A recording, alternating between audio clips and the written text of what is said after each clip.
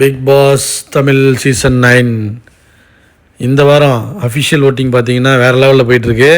சபரி தான் நம்பர் 1ல் இருக்கான். ஆனால் திவா தான் நம்பர் 1. ஆக்சுவலாக அது சோர்ஸ்லாம் பார்த்தா அவங்களுக்குள்ளே தான் ஃபைட்டு ரொம்ப இதாக இருக்குது. திவாவும் சபரியும் தான் ஃபைட்டு ரொம்ப பக்கத்தில் இருக்குது. சம்டைம்ஸ் திவா முன்னாடி வந்துடுறாரு, சம்டைம்ஸ் வந்து சபரி முன்னாடி இருக்கார். கடைசியில் பார்த்தீங்கன்னா திவா தான் நம்பர் 1ல் இருக்கார் அஃபிஷியல் ஓட்டிங்கில். கொஞ்சம் பக்கத்தில் சபரி இருக்கார். நேற்று பார்த்தீங்கன்னா சபரி நேற்று க்ளோஸ் ஆகிறதுக்கு முன்னாடியே, வியாழக்கிழமை க்ளோஸ் ஆகிறதுக்கு முன்னாடியே பார்த்தீங்கன்னா நைட்டில் பார்த்தீங்கன்னா சபரி முன்னாடி இருந்தார். கடைசியாக இப்போ எல்லாம் க்ளோஸ் முன்னாடி வெள்ளிக்கிழமை நைட்டு 12 மணியோடு முடிஞ்சதில் ஃபஸ்ட்டு வந்து திவா, அடுத்து சபரி ஸ்ட்ராங்காக, இவங்க 2 பேரும் தான் ஸ்ட்ராங்காக இருக்காங்க. அதாவது என்னென்னா ஆரி அந்த மாதிரி அந்த அளவுக்கு ஸ்ட்ராங் கிடையாது, ஓரளவு ஓகே. அதாவது என்னென்னா முத்துக்குமரன் அளவுக்கு கூட கிடையாது, ஓரளவு என்ன ஸ்ட்ராங்காக இருக்காங்க. Okay, good. Diva and Sabari வாழ்த்துக்கள். ஸோ ஓகே தான். கொஞ்சம் ஃபேக்காக ஆடாமல் இருந்தால் சரி. அவர் கொஞ்சம் ஓவர்டுவாக போகிறார் திவா, அவரும் கொஞ்சம் கம்மி பண்ணிக்கணும். சபரியும் கொஞ்சம் அந்த அன்புக்கு எங்கூட சேர்க்காமல் கொஞ்சம் அடுத்த வாரத்துலேருந்து இன்னும் கொஞ்சம் நல்லா ஆடினா நல்லாயிருக்கும். டாஸ்க் மட்டும் இல்லாமல் ஸோ கொஞ்சம் பிளேயும் வேறு மாதிரி பண்ணணும். சும்மா அவர் கத்திட்டு போயிடுறான், எந்த பாயிண்ட்ஸுமே சொல்ல மாட்டேறாங்க. எஃப்ஜேயும் அந்த மாதிரி தான் கத்துறான், பாயிண்ட் சொல்ல மாட்டாங்க. அடித்து ஆடுறதுன்னா வந்து பார்வதி தான், அவங்க தான் 3வது இடம், 3வது பிளேஸில் இருக்காங்க. இன்றைக்கி வந்து எப்படியும் வந்து சேவ் ஆகிடுவாங்க. டாப் 3 இவங்க தான், பார்வதி, திவாகர், சபரி, பார்வதி. பார்வதிலாம் வந்து என்னென்னா எனக்கு கெட்ட பேர் நல்ல பேர்லாம் கிடையாது. நான் பிக் பாஸுக்கு வந்திருக்கேன், சம்பளம் கொடுக்குறாங்க, நான் அடித்து ஆடுவேன். உங்கள் அடி அங்கே அடிலாம் கிடையாது, எல்லா சைடும் சுற்றி அடிப்பேன். தாத்தா விளையாடுவார் பாருங்க, அந்த மாதிரி தாத்தா மாதிரி அடிக்குது, மாற்றி அடிப்பேன். எனக்கெல்லாம் வந்து எத்தனை நாள் இருக்கேன் போகிறலாம் தெரியாது, ஆனால் அடிப்பேன். அவங்க 3rd பிளேஸு. அடுத்து 4th ஓட்டிங்ஸில் வந்து ஒரு ஸ்ட்ராங்கான ஒரு இடத்துலையும் கமருதீன் இருக்காப்புல. அவளும் வந்து சும்மா சொல்ல முடியாது, ஏன்னா அவ்வளோ நெகட்டிவ் இருந்தும் நிறையா பிரச்சனை நடந்தும் ஸோ ஸ்ட்ராங்காக வந்தார். அந்த கதையை கேட்ட பிறகு நிறைய பேர் ஓட்டு போட்டாங்க. அவர் கதை நல்லா இருந்துச்சு.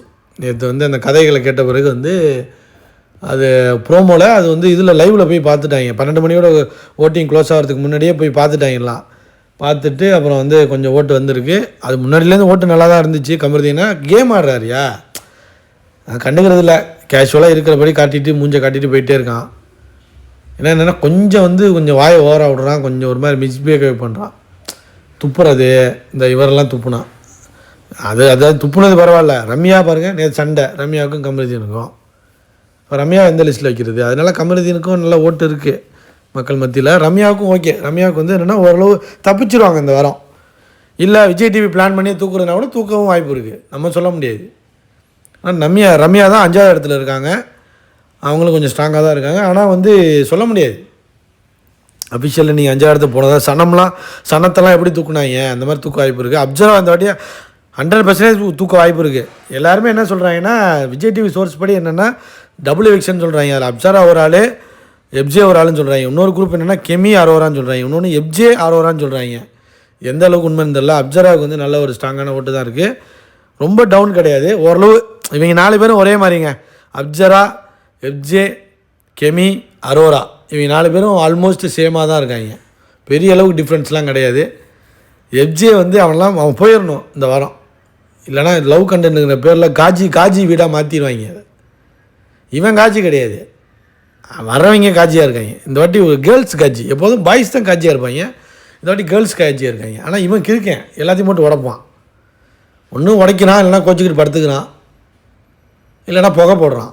இதுதான் அவன் பண்ணுறான். எஃப்ஜி எல்லாம் போயிடணும், நல்லது.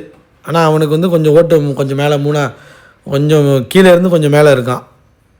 அடுத்து கெமி என்னன்னு தெரில, நல்லா தான் ஆடுது. ஆனால் வந்து கொஞ்சம் ஃபேக்காக இருக்கனால என்னன்னு தெரில, மக்களுக்கு பிடிக்கல போல். அஃபிஷியல் ஓட்டிலே கம்மியாக தான் இருக்குது, கெமி கீழே தான் கிடக்கு. கெமியை பிடிக்கல எல்லாருக்கும். நடிச்சுக்கிட்டு பேசுதா இல்லை எதனால பிடிக்குதுன்னு கதையெல்லாம் நல்லா தான் சொன்னிச்சு. ஒருவேளை ரொம்ப திமிரு காட்டுறதுனால பிடிக்கல என்னன்னு தெரில. கெமியை வந்து பிடிக்கல, மக்களுக்கு பிடிக்கல. ஏன்னா எல்லாரையும் அடிக்குது திவாகர், முக்கியமான அந்த சப்பையாக இருக்கவங்களாம் அடிக்க பார்க்குறது. அதெல்லாம் திவாகருக்கு ஓட்டு ஏறிடுச்சு, கெமிக்கு குறைஞ்சிருச்சு. அரோரா பலூன் அக்கா வந்து ப்ளீஸுங்க தூக்கிடுங்க. ஆனால் தூக்கிட்டாங்க, மக்களே தூக்கிட்டாங்க. மக்கள் ஆதரவோடு இந்த வாரம் அரோரா வெளியேற வாய்ப்புகள் அதிகமாக இருக்குது. அவங்க தான் வெளியேற போகிறாங்க. கண்டென்ட் கொடுத்தால் கெமியை தூக்க வாய்ப்பு இருக்குது. ஏன்னா அரோரா வந்து லவ் கண்டென்ட்டுக்காக வச்சுருக்கவும் வாய்ப்பு இருக்குது. எனக்கு தெரிஞ்சு அப்சாரா வெளியே போகிறதுக்கான அதிகமான வாய்ப்பு இருக்குது. இல்லைனா எஃப்ஜே கூட போகிறதுக்கு வாய்ப்பு இருக்குது. இவங்க 4 பேரில் ஒரு ஆள் காலிங்க. டபுள் எக்ஷன் வச்சிங்கன்னா ட்விஸ்ட்டு கூட ரம்யா கூட தூக்க வாய்ப்பு இருக்குது. நம்ம கையில் இல்லை. ஆனால் அஃபிஷியல் ஓட்டிங் படி பார்த்தீங்கன்னா திவாகர், அடுத்த சபரி, அடுத்த பார்வதி, கமருதீன்,